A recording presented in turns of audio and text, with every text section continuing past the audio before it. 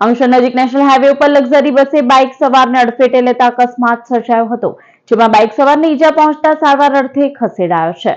અંકલેશ્વર નજીક national highway 48 ઉપર અકસ્માતની ઘટના સામે આવી છે, જેમાં લક્ઝરી બસના ચાલકે બાઇક સવારને અડફેટે લેતા યુવકને ગંભીર ઈજાઓ પહોંચી હતી।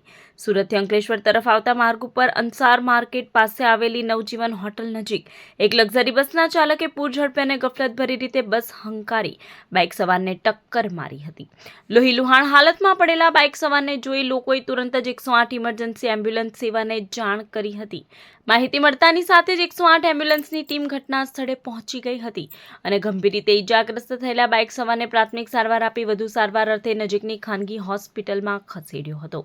અકસ્માતના પગલે હાઈવે ઉપર થોડા સમય માટે ટ્રાફિક જામના દ્રશ્યો પણ સર્જાયા હતા। આ સમગ્ર બનાવની જાણ થતાં સ્થાનિક પોલીસનો કાફલો પણ સ્થળ પર આવી પહોંચ્યો હતો અને અકસ્માતનો ગુનો નોંધી વધુ તપાસ હાથ ધરી હતી।